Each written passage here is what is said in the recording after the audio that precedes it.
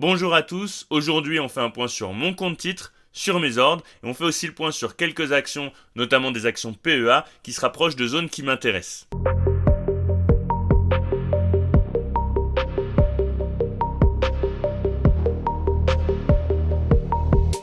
Pour rappel, le but de ce CTO, c'est de le construire avec vous, et pour ça, on a commencé par essayer de trouver des actions avec des fondamentaux solides. Donc c'est ce qu'on a fait avec notamment Google, Apple, sur l'action sur laquelle on n'est pas encore rentré, MSCI, etc., etc. C'était la première étape de la construction de ce compte titre.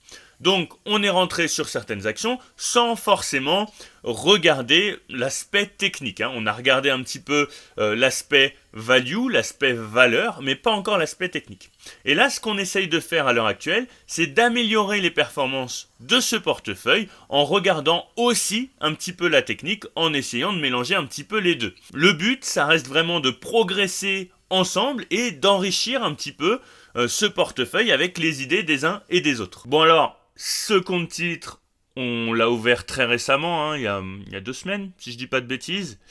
Globalement, donc il faut savoir qu'on investit sans regarder les graphiques, on investit en fonction des fondamentaux.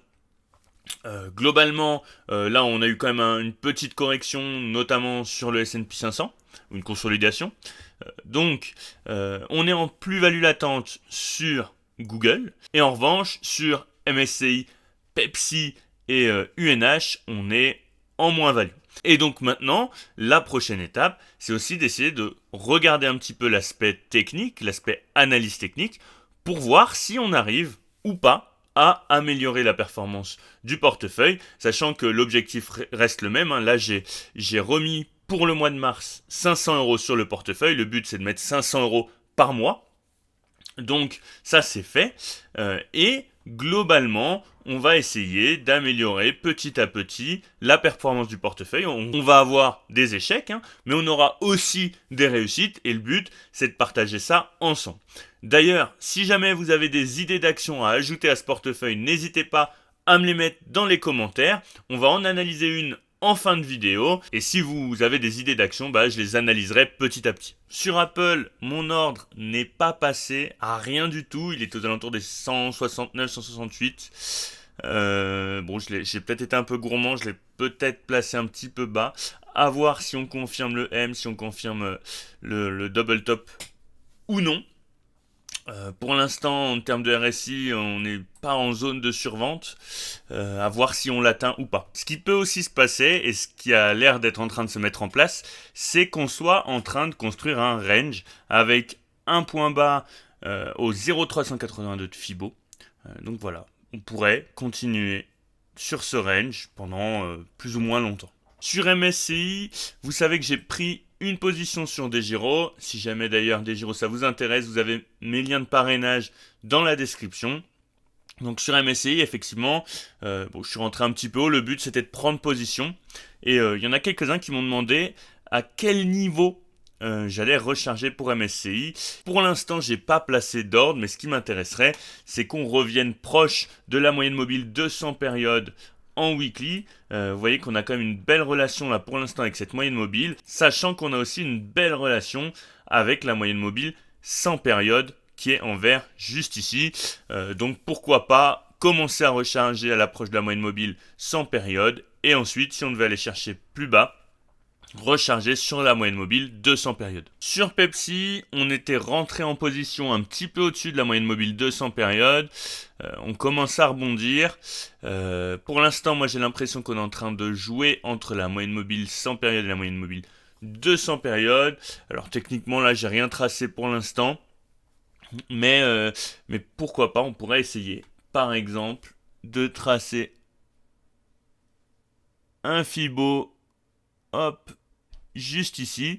Et vous voyez que ça marche quand même assez bien en termes d'arrêt, en termes de niveau de Fibonacci, et notamment avec les 0,382 de Fibo qui sont juste ici. Donc sur Pepsi, pour l'instant, on est très très proche de mon PRU. Donc je reste comme ça, j'augmente pas ma position pour l'instant. J'attends de voir comment se comporte le cours de l'action. Sur UNH, j'ai toujours un ordre qui est placé en bas de range. Donc pas de changement pour l'instant. Sur STMPA, sur ST Microelectronics, on est en train de retrouver des zones d'intérêt, des zones d'intérêt qui sont subjectives, c'est des zones qui m'intéressent personnellement. Je vous ai fait une analyse plus complète sur le Patreon pour ceux que ça intéresse. Pour ceux que ça intéresse, en ce moment il y a une offre sur le Patreon, 8€ au lieu de 19€, sans engagement, vous pouvez résilier quand vous le souhaitez, donc vous pouvez essayer un mois puis résilier. Sachant que si vous prenez l'offre à 8€, vous l'avez à vie, donc vous ne reviendrez pas sur les 19€ par mois. Et cette offre, elle est limitée aux 50 premiers inscrits. Et l'action qu'on va analyser aujourd'hui, c'est Eli Lilly & Co. Donc c'est une action que je ne connais pas. Quand je ne connais pas l'action, ce que je fais généralement, c'est que je vais sur Zone Bourse, je vais dans Société, et je vais essayer de comprendre un petit peu le business de l'entreprise. Eli Lilly & Company figure parmi les principaux groupes pharmaceutiques, donc on est sur de la pharma. Le chiffre d'affaires se répartit entre donc en gros c'est des domaines thérapeutiques, des produits pour le traitement de l'ostéoporose, du diabète et des problèmes de croissance. Donc je pense qu'au même titre que Novo Nordisk, ça fonctionne bien, à hauteur de 46,6%. L'oncologie, je ne connais pas, à hauteur de 20%, les maladies immunitaires à hauteur de 12%, neurologie 7%, et autres 14,6%. Donc globalement, voilà pour le business. Si on regarde un petit peu en termes d'actionnariat, on n'a rien de bien particulier, du Vanguard, du BlackRock, etc., du JP Morgan. On va aller regarder un petit peu sur Guru Focus. Alors, on a 0 severe warning, donc c'est une bonne chose. On a une profitabilité qui est globalement supérieure au secteur d'activité. Sur les 10 dernières années, on a eu 10 années de profitabilité, donc c'est une bonne chose. Un ROCE de 19,8, ce qui est pas mal. Un ROE par contre de 48, ce qui est pas mal aussi. Des marges qui sont bonnes. Donc, globalement, en termes de profitabilité, c'est pas mal. Si on va regarder en termes de santé financière, on a un très bon score d'Altman qui est safe, donc peu de chances de faire faillite. Par contre, si on regarde en termes de cash to debt, voilà. On a une dette qui augmente beaucoup et un cash qui diminue. Ça, c'est pas forcément bon signe. Néanmoins, c'est une entreprise qui doit faire beaucoup d'investissements en termes de recherche et développement. Donc, il faut quand même peser le pour et le contre. La part du cash flow qui est réservée aux dividendes, en violet, là, elle augmente. À surveiller, on ira voir tout à l'heure le payout. Donc, en termes de santé financière, c'est moyen. On a un growth rank de 9 sur 10 avec une anticipation du bénéfice par action dans les 3 à 5 ans de 42. Donc, c'est très très bien. En revanche, on est largement surévalué, un PI ratio de 134. Donc personnellement, pour moi, c'est un carton rouge. En termes de value, là, en fait, on n'a aucun backup. Attendez, je vais déplacer un petit peu le... c'est-à-dire qu'en termes de risque, on est au maximum parce qu'on est sur des niveaux qu'on n'a jamais connus. Donc, personnellement, gros carton rouge en termes de valorisation de l'entreprise. On va aller voir un petit peu ce qui se passe en termes de dividendes. C'est un dividende trimestriel, on a un rendement de 3,8 globalement, qui globalement est en augmentation. On a connu une période de stabilité après les années 2008, et on a un payout qui pour moi est élevé, surtout pour une entreprise qui doit investir.